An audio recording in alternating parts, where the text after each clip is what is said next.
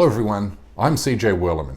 Don't forget to hit the subscribe button below and please help keep our show going and growing by supporting my journalism at patreon.com/CJ Werleman. Now let's get into it. When Saudi Arabia brags it's the guarantor of Islam's two holiest sites, it gives the kingdom an assumed leadership role within the Muslim world. But man oh man, how things have changed under the de facto rule of Crown Prince Mohammed bin Salman. Because from the moment he seized power, by locking up his political rivals, including members of his own family, the Saudi government launched a war against Islam. This war has been fought on many fronts, but for one objective only: to give Saudi Arabia a Western-friendly face, but at the expense of Islam and Saudi culture. Because not only is the regime jailing, torturing and executing religious scholars and clerics, but also destroying and desecrating some of Islam's most treasured sites, including the house of the Prophet's first wife, Khadijah, and the place where the home of Islam's first caliph once stood, along with many others we will come to in a moment. You see, MBS wants to attract Western investment and foreign tourism dollars to offset the global decline in demand for oil, as the rest of the world makes the gradual shift towards renewable sources of energy. Look, nobody can begrudge the Saudi government for making adjustments to its economy to account for changing global economic trends. But the actions taken by MBS are representative only of a dictator's lust for totalitarian power, even if it means killing the Muslim world's most beloved religious leaders. On Sunday, MBS sentenced Sheikh Abdullah Basfar to prison for 12 years, but not because he committed an actual crime, because he accepted an invitation to lead prayers at the Hagia Sophia Mosque in Turkey. This is a man who has won the hearts of millions of Muslims around the world for his incredible recitations of Islam's holy book. ويبشر المؤمنين الذين يعملون الصالحات أن لهم أجرا كبيرا. Last month, MBS even arrested the former Imam of the Grand Mosque in Mecca for merely expressing his concerns about the sudden westernization of Saudi culture.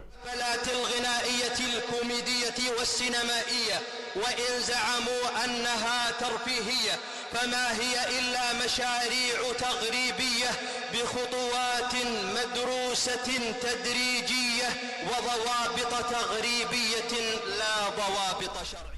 Last week, I interviewed Nasser Al-Khani, who recently fled Saudi Arabia to campaign for the release of his father, the prominent Islamic preacher who has been sentenced to death for posting a tweet that urged MBS to release innocent political prisoners. Here's his son. خرجت لإنقاذ ما يمكن إنقاذه في بلادي من نصرة معتقلين ورفع الظلم عن والدي المهدد بالإعدام. للأسف أن وطني يتساقط ليس فقط حقوقيا بل في كل المجالات، اجتماعيا، اقتصاديا، سياسيا.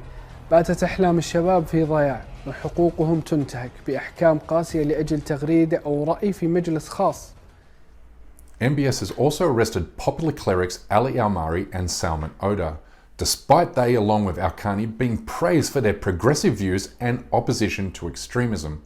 To put it in simple terms, the Saudi government has co-opted the United States war on terror to accuse pious and popular Muslims of being potential enemies of the state, a policy that has led to the arrests of more than 250 innocent men and women since 2017. Many have been imprisoned and executed for publicly criticizing the regime's crackdown on Islam. Remembering that MBS executed 81 people in a single day earlier this year. But the Saudi government is not only waging a war against the country's religious leaders, but also Islamic sites, monuments, and relics. In fact, more than 98% of Saudi Arabia's historical and religious sites have been destroyed since 1985, which has been described as an effort to wipe out history, putting it on par with the Taliban's destruction of historical monuments in Afghanistan. You see, the Saudi royal family might call itself the guardian of Islam's holiest sites, but in reality it holds a deep hatred for Islamic history, which is why in 2012 it built the Mecca Royal Clock Tower on the graves of more than 400 sites of cultural and historical significance, including the site where the home of Islam's first caliph once stood. The Saudi regime has even turned the home belonging to Prophet Muhammad's first wife into a block of toilets. And even more alarming, the Saudi government revealed plans to separate the Prophet's tomb from the Medina Mosque, a task that would amount to its destruction, given you can't move it without destroying it. And you want to know why the Saudi government is doing this? Because it doesn't give a single care about Islam. It cares only about maximizing revenues and profit, which is why it wants everything to look brand new in order to attract Muslim pilgrims and Western tourists. It has even built an American hotel next to Islam's holiest site. The internet has been buzzing about Paris Hilton. There's been outrage. She's opening a handbag store in the holy city of Mecca, Saudi Arabia. People were incensed the socialite would be selling purses on the way to pilgrimage.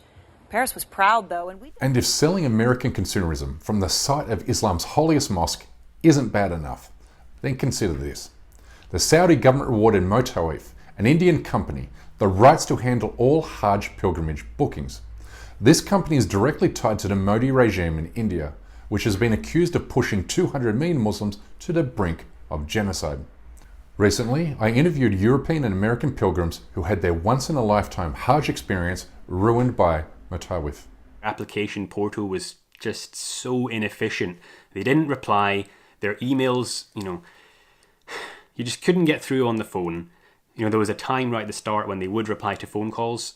As soon as people started phoning up more and more to try and ask why their applications weren't going through, the phone lines were suddenly dead, and you just couldn't get through. You just could not speak to someone about your application. Their email system wasn't much better. You get a reply maybe every few days, and that's if you were lucky.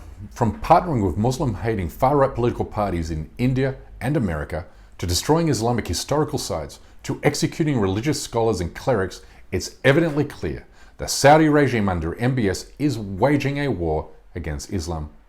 For this reason, the human rights organisations Sanad UK and Cage UK have launched a campaign that calls on the international community to stand up against the injustices and human rights violations that are taking place under the authority of the Saudi regime.